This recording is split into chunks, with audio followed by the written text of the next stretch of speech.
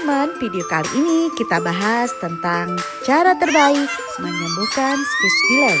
Tonton sampai akhir dan jangan lupa subscribe. Teman-teman, sebelum lanjut ke proses penyembuhan, ada baiknya kita mengetahui penyebab terjadinya speech delay, supaya metode yang diterapkannya sesuai dengan kebutuhannya. Berikut ini adalah beberapa faktor penyebab terjadinya speech delay. Beberapa penyebab speech delay diantaranya, 1.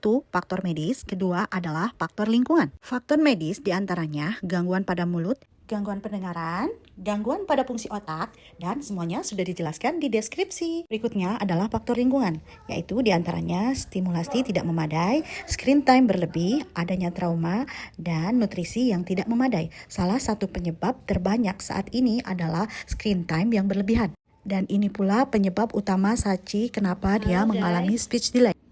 Sedikit cerita kalau Sachi ini penyebab speech delay-nya adalah gangguan pada fokus yang diakibatkan oleh screen time berlebih. Perempuan ya Bu, jadi dengan kondisi anak perempuan itu harus lebih dekat secara emosional dengan ayahnya.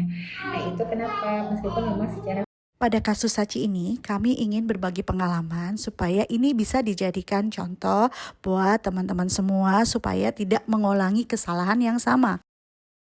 Mungkin di luar sana, teman-teman sudah banyak yang mengalami hal yang sama. Maka dari itu, yuk kita sama-sama memperbaiki kesalahan itu dan fokus kepada penyembuhan anak kita. Dibantu dengan kondisi Sachi ini, ibu sibuk, ayah sibuk. Nah ini kan sangat kurang sekali gitu kan ya, dengan kondisi yang memang harus yang kebutuhan psikologis yang tadi saya belum sampaikan ya, harusnya bulat di usia 4 tahun 2 bulannya Sachi.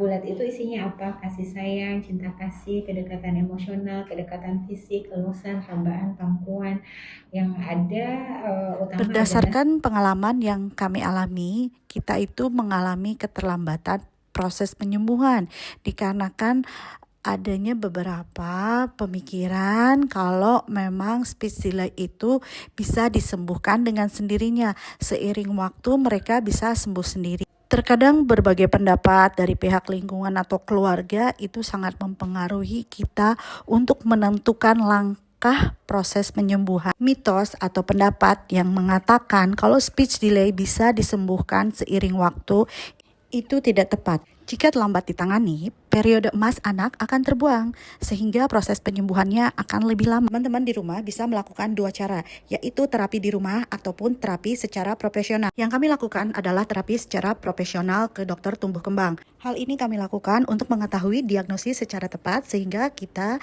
mengetahui metode apa yang pas atau tepat untuk penanganan proses penyembuhan nanti. Berdasarkan pengalaman, kita juga mencari beberapa tempat yang memang cocok dengan karakter si anak.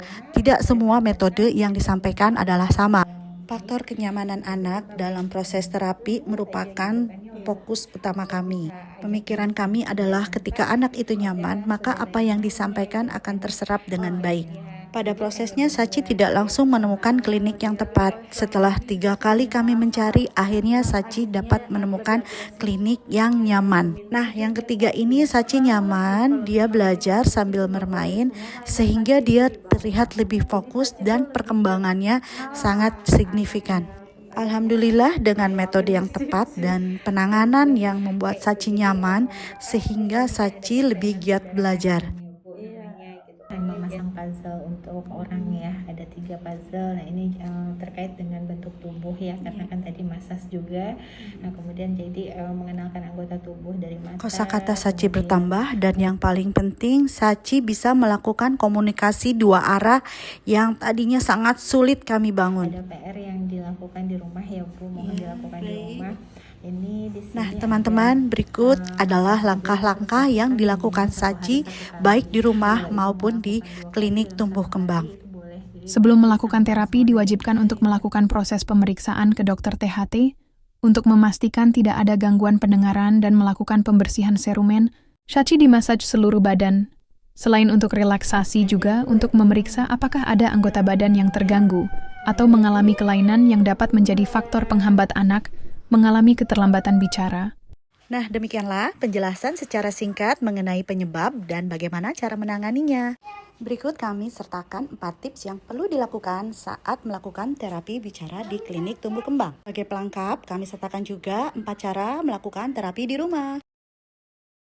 Ini Sachi lagi melakukan pengenalan nama-nama anggota bagian tubuh. Dari mata, tangan, kaki, telinga, supaya Sachi tahu nama-nama anggota bagian tubuh. Dan bernyanyi, belajar jadi sangat menyenangkan. Saya yang kiri dan kanan, satu mulut saya tidak berhenti Selain dilatih makan. untuk menambah kosakata, Sachi juga dilatih fokusnya agar bisa terjalin komunikasi dua arah.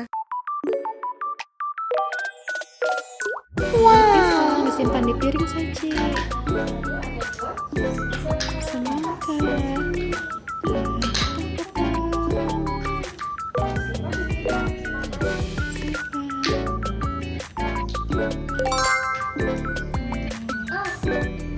Nah teman-teman, sekian dulu ya sesi kali ini. Next time kita akan bahas lebih lanjut mengenai bagaimana cara terapi di rumah, supaya teman-teman di luar sana yang belum bisa untuk ke klinik tumbuh kembang bisa juga belajar di rumah dan terinspirasi dari video kita. Salam semangat ya teman-teman, buat ibu-ibu di luar sana yang anaknya sama seperti kita. Jangan patah semangat. Sudah. Bicara. Semangat teman-teman. Belajar bersama Sachi. Bye. Jangan lupa follow, Subscribe, dan comment.